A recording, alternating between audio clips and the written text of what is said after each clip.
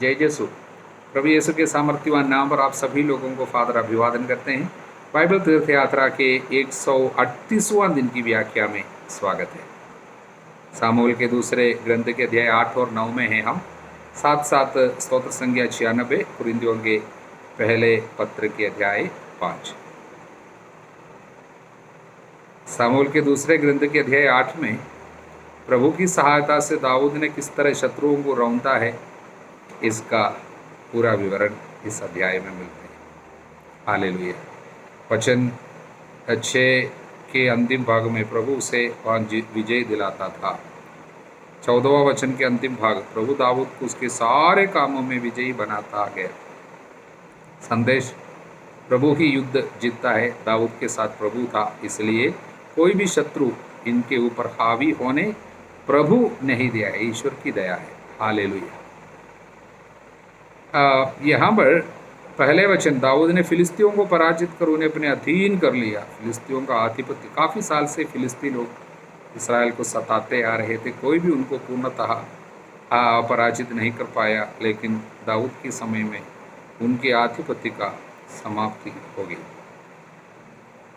दूसरे वचन में उसने मोआब को भी पराजित किया, उसके बंदियों को जमीन पर लिटाकर, पहली बार एक ऐसा कार्य देखते हैं, जमीन पर लिटाकर एक डोरी की लंबाई, वो डोरी शायद कितनी बड़ी हमको नहीं पता, एक डोरी की लंबाई से नापा।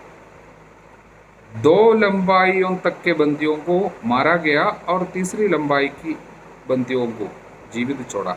तीसरी लंबाई मतलब और एक डोरी की लंबाई रखा तो उनको जीवित रखा। ईश शास्त्रियाँ बताते हैं 2 डोरी की लंबाई वाले बड़े लोगों को मार डाला, तीसरी डोरी मतलब और एक डोरी की लंबाई नापी, वो है छोटे लोग, इसलिए 1 डोरी की लंबाई वाले छोटे लोगों को छोड़ दिया, 2 डोरी की लंबाई वाले बड़े लोगों को मार डाला। ईश शास्त्रियाँ ये बात हमारे सामने रखते हैं। इतना खून खराबा, सारे बड़े लोगों को मार डालने के पीछे क्या कारण हो सकता है? मोआबियों के साथ थोड़ी देर पहले सामुएल के पहले ग्रंथ के अध्याय 22 में अच्छा संबंध दाऊद रखता था। वहाँ पर जाता है, अपने माता पिता को मोआब के राजा के पास छोड़ दिया था, क्योंकि दाऊद निर्वासन में था, भागा भागी कर रहा था। उस समय अपने माता पिता को लेकर यूं ही मरुभूमि में सब भाग नहीं सकता था, इसलिए माता पिता को वहाँ जाकर मोआब में अपने राजा जो है, मोआब के राजा के पास माता पिता को छोड़ दिया।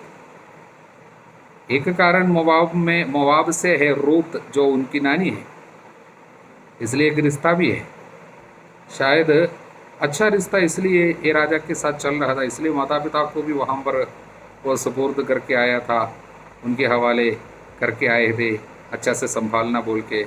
लेकिन यहाँ पर भारी नुकसान पहुँचा रहे, इतना खून खराबा, अनेक लोगों को मारा। उसके पीछे ईश शास्त्रियों का मानना है कि दाऊद के माता पिता को मोआबियों ने जरूर कुछ हानि पहुंचाई, शायद मार डाला होगा या कुछ अन्याय किया है और कुछ गलत कार्य जरूर, मतलब अन्याय उनके साथ हुआ, कुछ हानि जरूर पहुंचाई, इसलिए दाऊद ने इनके ऊपर इस तरह आक्रमण किया और इतना खून वहाँ पर गिराया। शायद सही हो सकता है, बाइबल लेकिन इसके विषय में कुछ बोलता नहीं है। बाइबल में हमको कोई चित्र उसका नहीं मिलता है कि माता पिता को मारा गया हो या कुछ हानि पहुंचाए, लेकिन ईश शास्त्रियों का और बाइबल के इतिहासकार के मानना यही है, जरूर उनके माता पिता को कुछ हानि वहाँ से हुई होगी या वे नहीं रहे होंगे, इसलिए बदले के रूप में इनके साथ इस तरह का कार्य उनको दंड दिया गया। शायद सही हो सकता है। हालेलुया। उसके बाद 9वां अध्याय में हम मफीबोशेत के प्रति दाऊद की सहानुभूति, इसके विषय में हमने पहले भी देखा था। ये मफीबोशेत कौन है? साउल के बेटा, जोनाथन का बेटा है ये, और केवल वो अब साउल के वंश में रह गया, लेकिन दाऊद ने उनको कोई नुकसान नहीं पहुंचाया, हानि नहीं पहुंचाया, बल्कि उनके साथ आदर सम्मान का व्यवहार किया। ताउम्र जीवन भर दाऊद के साथ रहने के लिए, महल में रहने के लिए निमंत्रण दिया, समय पर भोजन देता था। इस तरह साउल के प्रति भी दाऊद ने अपना आदर को जताया है और इस तरह अपनी धार्मिकता का, अपनी अच्छाई का उन्होंने एक अच्छे नमूना इस तरह दिया है। हालेलुया। अब हम स्तोत्र संख्या 96 पर मनन करने जा रहे हैं। इस स्तोत्र की एक विशेषता है, प्रभु राजा और न्यायकर्ता नामक इस स्तोत्र की विशेषता यह है, इस स्तोत्र को हम बाइबल में दूसरी एक जगह में देखते हैं। जब दाऊद प्रभु की मंजूषा को धूमधाम से अबीनादाब के घर से यरूशलेम में लेके आए, उसके बारे में हम पिछले दिन सामुएल के दूसरे ग्रंथ में देखे थे। उसको लेके आते समय दाऊद ने एक बहुत सुंदर गीत गाया, एक स्तोत्र गाया। उस स्तोत्र के आधे भाग से हमको देखने को मिलता है कि ये स्तोत्र संख्या 96 वहाँ पर है, मतलब वहाँ से लिया हुआ स्तोत्र है। तब हमको समझ में आते हैं ये दाऊद का स्तोत्र है और मंजूषा लेके आते वक्त की स्तोत्र है। लेकिन सामुएल के दूसरे ग्रंथ में ये स्तोत्र दिखाई नहीं देता, बल्कि ये घटना जब हम लोग इतिहास ग्रंथ में, पहले इतिहास ग्रंथ में, पहले भी हमने आपको बताया था, दूसरे सामुएल के ग्रंथ के 5वां अध्याय से लेकर अंतिम अध्याय तक जो भी घटनाएं देखने को मिलते हैं वो सब के सब हमको और कुछ उससे ज़्यादा भी पहले इतिहास ग्रंथ में देखने को मिलेगा। इसलिए पहले इतिहास ग्रंथ अध्याय 16 वचन 23 से 33 तक में स्तोत्र संख्या 96 हमको वहाँ पर थोड़ी सी कुछ शब्द अलग है, नहीं तो सब कुछ है, सारा मीनिंग जो भी है, संदेश सब कुछ उसी पे दिखाई देता है। हालेलुया। तो 1 से 3 तक के वचनों में कि प्रभु को हर दिन नए गीत के साथ प्रभु के आदर करना है, प्रभु की आराधना करनी है, उसके लिए बुलाहट दी गई है। हर दिन प्रतिदिन मुक्ति विधान की घोषणा करना है कि प्रभु जो कार्य हमारे लिए किया है, हमारे पापों को क्षमा किया है, आत्माओं को बचाया है, उसके दुख भोग की योग्यता द्वारा प्रभु हमको बचाया है। अब जब हम इसको पढ़ते हैं तब हमको समझ में आते प्रभु किस तरह हमको बचाया है, और उसके मुक्ति विधान के याद करते हुए हर रोज धन्यवाद देना चाहिए, गीत गाना चाहिए, स्तुति करनी चाहिए। इसके लिए बुलाहट दी गई है। और वचन 4 से 6 तक किस लिए उसकी स्तुति करनी चाहिए, क्योंकि वो महान है, अत्यंत प्रशंसनीय है। सारी देवताएं सब असार है, वो सब जिंदा नहीं है, वो सब मूर्ति केवल है। लेकिन हमारा प्रभु आकाश का निर्माण किया, वो सच में जिंदा है, महिमा में ऐश्वर्यशाली है, उसके मंदिर में वैभव है, भव्य है, इसलिए उसकी आराधना करनी चाहिए। 4 से 6 तक के वचनों में और 7 से 9 तक के वचनों में एक और बुलाहट दी गई है। पृथ्वी के सभी राष्ट्रों को प्रभु की महिमा करने के लिए बुलाया है और वहाँ पर उसके नाम की महिमा का गीत गाओ, चढ़ावा लेकर उसके प्रांगण में प्रवेश करो। इंग्लिश में ऐसा है, give glory, give thanks, give देने के लिए बोल रहे हैं, प्रभु को देना, चढ़ावा देना। देखिए अक्सर हम लोगों के मन में जब प्रार्थना की बातें आती है, प्रभु के पास जाने की बात आती है, तब जब हमारे जीवन में कुछ ज़रूरत होती है तब जाते हैं, प्रार्थना के लिए जाते हैं। इसका मतलब कुछ मांगने के लिए जाते हैं, बीमारी में जाते हैं, दुखों में, तकलीफ़ में जाते हैं, घर में कुछ परेशानी तब जाते हैं। तो हम प्रभु के पास जाकर मांगते हैं, हमारे घर को अच्छा करना, सुखी रखना, शांति देना, आनंद देना, आत्मा देना, सब हम मांगते हैं। लेकिन उससे बढ़कर प्रार्थना का और एक भाव है, वो है देना, गिव ग्लोरी। मतलब आराधना का मतलब मांगना नहीं है बल्कि देना है। हालेलुया। हम सब कुछ दे सकते हैं, क्या क्या देना, हमारा समय देना, हमारा ध्यान प्रभु को अर्पित करना, हमें आराधना देना है, हमारे समर्पण देना, हमारी सेवा को देना है, हमारे साधन उनको देना, हमारे सहन उनको समर्पित करना। इसलिए सब कुछ, जीवन के सब कुछ उनको देना। इसलिए रोमियों के अध्याय 12 में पढ़ते हैं, हम आपसे अनुरोध ईश्वर की दया के नाम पर आप को आपसे हम अनुरोध करते हैं कि आप अपने शरीर को पवित्र, निष्कलंक और सुयोग्य बलि के रूप में प्रभु को अर्पित करना, अपने शरीर को, अपने आप को अर्पित करना, यही आपकी आराधना है। This is your spiritual worship. इसलिए जो प्रभु को जो देता है, यही आध्यात्मिक जीवन का सबसे महत्वपूर्ण कार्य मांगना नहीं है बल्कि देना है। हालेलुया। जो देता है उनको मिलता है। जिस नाप से तुम दोगे उस नाप से नाप दिया जाए, नापा जाएगा। इसलिए बाइबल में प्रभु ने क्या सिखाया, दो तुम्हें दिया जाएगा, दो तुम्हें दिया जाएगा, दबा दबा के हिला हिला कर भरी हुई ऊपर उठी हुई पूरी की पूरी नाप तुम्हारे गोद में डाल दिया जाएगा। कब? देने से। इसलिए देना पहली बात है। आज क्या होते हैं, अनेक लोग वो बात भूल जाते हैं, देना भूल जाते हैं, केवल मांगता है इसलिए मिलते नहीं है। इसलिए देना है, हमको धन्यवाद देना है, थैंक्स गिविंग, टाइथ गिविंग। इसलिए हमेशा प्रभु को हर कार्य में देना है, क्योंकि हम सब कुछ उनका है। जो कुछ उनका उनको देना चाहिए, जो प्रभु का प्रभु को देना चाहिए। हालेलुया। और आगे हम पढ़ते हैं फिर 10वां वचन में लिखा है, राष्ट्रों से घोषित करना चाहिए। क्या करना चाहिए? प्रभु राजा है, पृथ्वी का आधार उसने सुदृढ़ किया है, निष्पक्षता से राष्ट्रों का न्याय करेगा।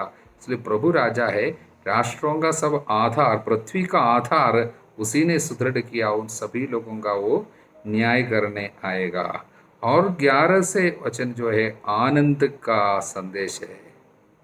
आनंद किन किन लोगों को है? स्वर्ग में आनंद, पृथ्वी पर आनंद, उल्लास। सागर की लहरें गर्जन करने लगे, खेतों के पौधे खिल जाए, वन के सभी वृक्ष आनंद का गीत गाए, किंतु क्योंकि प्रभु का आगमन निश्चित है। हालेलुया। इसलिए ये आनंद केवल मनुष्य में नहीं है, केवल मानव जाति के लिए आनंद नहीं है। पृथ्वी के सभी जीव जंतुओं को, पेड़ पौधों को, नदी नाले को, सागर को, सब आनंद है। एक सुंदर संदेश है। देखिए, प्रभु का जो आनंद है वो मानव जाति के अंदर प्रभु देता है। वो आनंद मनुष्य जब प्रभु की इच्छा के अनुसार सेवा करेंगे, काम करेंगे, तब हमारे द्वारा सभी लोगों को आशीर्वाद मिलेगा। मतलब मानव जाति के द्वारा समस्त पृथ्वी पर सारे सृष्ट वस्तुओं पर एक आशीर्वाद आ जाएगा। वो आशीर्वाद आनंद है और एक छुटकारा है, सबों पर एक कृपा है। ये समस्त मानव जाति पर केवल नहीं बल्कि पृथ्वी के सब कुछ के ऊपर, सभी सृष्ट वस्तुओं के ऊपर ये आनंद विचरता है। इसलिए रोमियों के अध्याय 8 वचन 21 में, रोमियों के अध्याय 8:21 में संत पौलुस बोला कि ये वह असारता की दासता से मुक्त हो जाएगी। ये आशा क्या है? सृष्टि, वचन 20 से, ये सृष्टि तो इस संसार की असारता के अधीन हो गई है। संसार की सृष्टि संसार की एक असारता के अधीन हो गई है, अपनी इच्छा से नहीं बल्कि उसकी इच्छा से, जिसने उसे अधीन बनाया। किंतु ये आशा भी बनी रही कि वो असारता की दासता से मुक्त हो जाएगी, ईश्वर की संतान की महिमा में स्वतंत्रता की सहभागी बनेगी। कौन? समस्त सृष्टि। समस्त सृष्टि ईश्वर की संतान की महिमा में स्वतंत्रता, यानी जब हम आराधना करेंगे, मनुष्य जब आराधना करेंगे, तब वो आज़ादी, स्वतंत्रता आराधना के द्वारा, केवल अपने में नहीं बल्कि हम जो मुक्ति का अनुभव करेंगे उसकी सहभागी बनेंगे। कौन? समस्त सृष्टि सहभागी बनेंगे। एक बहुत सुंदर संदेश है कि मानव हमारे द्वारा, हमारे पास जो कुछ है सब में आशीर्वाद आ जाएगा। हमारे मुक्ति का आनंद जो है उसमें वे सब सहभागी बनेंगे, सहभागी बनेंगे। हल्लेलुया। इसलिए हमारे द्वारा ईश्वर की कृपा और आशीर्वाद सभी चीज़ों को, समस्त सृष्ट वस्तुओं को मिलना प्रभु का आग्रह है, प्रभु की इच्छा है और प्रभु की योजना है। हल्लेलुया। संत पौलुस के कुरिन्थियों के नाम लिखे पहले पत्र के अध्याय 5 में संत पौलुस कुरिन्थ की कलीसिया को कुछ चेतावनी दे रहे हैं। इसके पहले आपको मालूम होना चाहिए कुरिन्थ की विशेषता, वहाँ पर विश्वास पहुँचने के पहले, कलीसिया रोपे जाने के पहले उस जगह में अधार्मिकता की भरमार होता था, यानी वासना के पाप के लिए जाने माने जगह था कुरिन्थ। बहुत अंधकार के कार्य, विशेषकर व्यभिचार से जुड़ी हुई कार्य होते थे। ये इतिहास की बात है। बाद में उस जगह में विश्वास आए, वहाँ पर कलीसिया रोपे गए और संत पौलुस को कुछ साल के बाद पता चला कलीसिया में भी इस तरह का कार्य चल रहा है। एक ऐसी बातें हो रही है, ऐसे व्यभिचार की गणना जो गैर यहूदियों में भी नहीं होता। क्या है? कोई अपने पिता की पत्नी के साथ व्यभिचार करता जा रहा है, अपने सौतेली माँ के साथ गलत संबंध बना रहे। इस बात से घबरा गया संत पौलुस। सबसे घबराने वाली बात ये घटना नहीं, बल्कि ऐसी घटना होने के बावजूद कलीसिया इसके विरुद्ध कुछ नहीं बोलता, चुप रहता है। ये बात संत पौलुस बर्दाश्त नहीं कर पाया। यानी ऐसे पाप की घटना होने के बावजूद कलीसिया बहुत हल्का लिया, पाप को हल्का लेकर बैठा है। शायद उन लोग सोचा होगा, या हम लोग सब खुले दिमाग वाले लोग हैं इस विषय में, ओपन माइंडेडनेस, किसी की दोष नहीं लगाएंगे, सारे लोगों की दुर्बलता के साथ हम लोग स्वीकार करते हैं। तुम्हारा पाप है, कोई बात नहीं, तुम ऐसा है। तुम गर्भपात करता है, करो, कोई बात नहीं। तुम क्या है, स्वर्ग भोग में है और ऐसी शादी करना चाहता है मतलब तुम पुरुष हो और पुरुष से शादी करना चाहते हैं, ठीक है, कोई बात। इस तरह का कार्य कलीसिया में संत पौलुस बर्दाश्त नहीं होने देता है। और वो क्या बोलते हैं, आगे हम देखेंगे इसके विषय में क्या निर्णय ले रहे हैं। लेकिन एफेसियों के पत्र में थोड़ा जाके आएंगे, अध्याय 5 वचन 11, लोग जो व्यर्थ के काम अंधकार में करते हैं उनसे आप दूर रहें, उनकी बुराई को प्रकट करें, एक्सपोज द सिन। यानी दोष मत लगाओ। जब प्रभु ने बोला, ये नहीं सोचना कि हमें किसी व्यक्ति को कलीसिया में, हमारे अधिकार में, हमारे अंदर में जिनको दिया, जिनको प्रभु ने सौंपा, उन लोग पाप में रहते हुए आप देखता और कुछ नहीं बोलता है। पुराने विधान में हमने देखा एली के पुत्रों को, एली ने देखा पाप करते हुए, इसके बावजूद कुछ बोला नहीं, इसलिए पूरे परिवार के ऊपर अपरिवर्तनीय दंड आया था।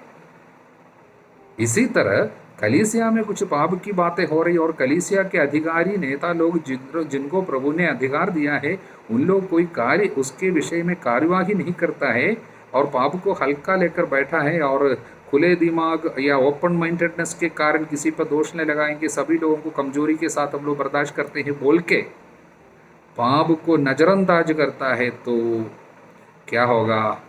थोड़ी सी खमीर सारे आटे को खमीरा बना देगा, यानी पाप फैलता जाएगा। ये दुष्टात्मा, ये वासना का आत्मा धीरे धीरे खाएगा, इसको कलीसिया के सभी परिवारों में जाएगा। इसलिए अभी रोकना चाहिए, कार्रवाई लेना चाहिए। और गंदगी जो बढ़ रही है, बुराई जो बढ़ रही है, उसको वहीं की वहीं काटना चाहिए। कैंसर जो बढ़ता जा रहा है, इसलिए जहाँ तक आया वहाँ से काटना चाहिए, कार्रवाई लेना चाहिए। अगर पाप के साथ आप समझौता करेंगे, अब वो बढ़ता जाएगा। इसको सीरियसली लेना है। पाप को पाप है बोलने की हिम्मत दिखाना है। आज कलीसिया में धीरे धीरे ये कार्य सहनशीलता और खुला दिमाग की बात, कई लोग बोलता है हम लोग खुले दिमाग से लीजिए, ओपन माइंडेड रहिए, ऐसा बोलता है और सारे पाप को आने देता है। ये बात कलीसिया में संत पौलुस अनुमति नहीं देता।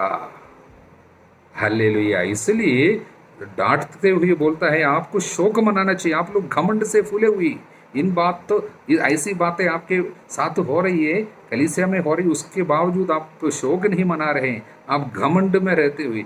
आपको उन लोगों का, ऐसे लोगों का बहिष्कार करना चाहिए। हालेलुया। उस व्यक्ति के बारे में संत पौलुस क्या निर्णय लिया?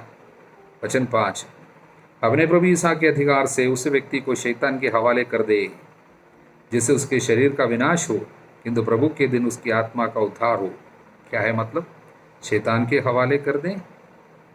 ईश शास्त्रियों का मानना है, इसका मतलब है उसका धर्म बहिष्कार करो, धर्म से बाहर, कलीसिया से बाहर रखना, उनको संस्कार नहीं देना चाहिए, उनको बाहर करना, कलीसिया के सदस्यता से बाहर रखना, इसको बोलता है शैतान के हवाले। इसका मतलब क्या है? संत पौलुस जब इसको इस तरह समझाते हैं, धर्म बहिष्कार का मतलब है शैतान के हवाले करना। इसका मतलब क्या है? कलीसिया के पिता लोग संत अगस्तिन और अन्य लोगों के द्वारा, मैं उनका कमेंट्री सीख रहा था और देख रहा था, उस समय हमको पता चला कलीसिया के संस्कार से, प्रार्थना से, सहभागिता से, सहयोग से सब बाहर रखने से तुरंत शैतान उनको कब्जा कर लेगा। देखिए कलीसिया में हमको कितना संरक्षण मिलता है, आपको नहीं पता। कलीसिया में रहने के कारण कलीसिया की पूरी प्रार्थना की, ईसा मसीहा के दुख भोग की योग्यता हमको हमारे ऊपर आ जाती है। संरक्षण का कवच है। जैसा कि प्रभु अय्यूब को उनकी संपत्ति को चारों ओर से घेरा लगाकर संरक्षण दिया, वचन में हम पढ़ते हैं। उसी तरह कलीसिया की एक घेरा है, यीशु के लेहू का एक घेरा है। मिसा बलिदान की योग्यता द्वारा कलीसिया के सभी लोगों को मिलने वाले एक संरक्षण है। उससे जब बाहर जाएंगे तुरंत शत्रु शैतान उनके ऊपर अधिकार लेगा, उनको सताना शुरू करेगा। ऐसे लोग बहुत जल्दी, संत पौलुस कहता है, वो बहुत जल्दी बीमार हो जाएंगे, सहेंगे, क्योंकि उनको संरक्षण नहीं मिलेगा। प्रभु का संरक्षण से बाहर कर दो, कलीसिया के सहभागिता से बाहर करना, तब ऐसे व्यक्ति को बहुत जल्दी सहना पड़ेगा। शरीर में तकलीफ, बीमारी, संकट आ जाएगा। लेकिन इसका मतलब ये नहीं है कि उस आदमी को बर्बाद होने के लिए छोड़ दे, नहीं। वचन में हम क्या पढ़ते हैं कि ऐसे व्यक्ति के शरीर का विनाश हो, इसका मतलब शरीर में सहना पड़ेगा उसको। सहते समय वो विनम्र हो जाएगा, वो पछतावा करेगा, कलीसिया में वापस आने के लिए मांगेगा। पाप कितना गंभीर मामला है उसको समझ में आएगा, तब वो पाप को छोड़ेगा, तब वो पछतावा करेगा, तब प्रभु की याद करेगा। इस तरह उनकी आत्मा का उद्धार होगा। ऐसा है, उस व्यक्ति की आत्मा को बचाने के लिए आपको सीरियस कदम उठाना चाहिए। हालेलुया। इसलिए सजा देने का मतलब, कलीसिया में सजा देने का मतलब आदमी को बर्बाद करने के लिए नहीं है, बल्कि उसको बचाने के लिए, आत्मा को बचाने के लिए। आज उनके शरीर के ऊपर शत्रु शैतान का, यानी बीमारी का, परेशानी का सब अधिकार आने दो, जिससे आत्मा बच जाए। संदेश यही है। कारण क्या है? अगर ऐसा ही आदमी को रखा रहेगा तो क्या आप नहीं जानते, थोड़ा सा खमीर सारे सने हुए आटे को खमीर बना देता है। आप पुराना खमीर निकाल कर शुद्ध हो जाए, जिससे आप नया सना हुआ आटा बन जाए। क्योंकि हमें न तो पुराने खमीर से और न बुराई और दुष्टता के खमीर से, बल्कि शुद्धता और सच्चाई की बेखमीर रोटी से पर्व मनाना चाहिए। हम लोग पर्व मनाने वाले लोग हैं। हर संडे जो हमारे लिए पर्व है, इसलिए हमें पवित्रता के साथ पर्व मनाने वाले लोग। इसलिए इस तरह के अपवित्रता के साथ दोस्ती नहीं, पापमय लोगों के साथ दोस्ती नहीं। इसलिए अगले वचन 9 से 12-13 तक का वचन जो है, बुरे लोगों के साथ मेल जोल नहीं करना, व्यभिचारियों के साथ मेल जोल नहीं रखना, उनको काटना, अलग करना, सेपरेशन। कलीसिया में पाप के साथ गठबंधन नहीं, पापियों की संगति नहीं करना, उनको अलग करना। ये सब किसके बारे में? दुनिया में काफ़ी पापी लोग होंगे, उनके सब न्याय करने के लिए नहीं जा रहा हूँ। संत पौलुस कहता है, भाई कहलाने वाला कोई, इसका मतलब विश्वासी कहलाने वाला, ईसाई कहलाने वाला कोई, हमारे कलीसिया का कोई इस तरह का कार्य करता है, आपको गंभीरता से लेना। ऐसे लोगों के साथ दोस्ती नहीं करना, उनके साथ तो बैठकर खाना भी नहीं करना। इसका मतलब उनको समझ में आना चाहिए, आपके पाप से मुझे नफरत है। आप इस तरह का कार्य, उस व्यक्ति को नफरत नहीं कर रहे, उनके अंदर रहने वाले पाप के साथ आपको क्या है, अपने को अलग करना है, सेपरेशन। इस तरह बहुत कड़े शब्द में इसको समझाते हुए संत पौलुस ये शिक्षा देना चाहते हैं कि पापियों के साथ मिलजुल कर आप रहेंगे, उनके पाप। बाइबल की एक बार बार आने वाली एक शिक्षा है, व्यभिचारियों के साथ मिलजुल कर आप रहेंगे, हाँ, आप उनको दोस्त बनाकर रखेंगे तो उसके बाद बाइबल पढ़ने से क्या लाभ?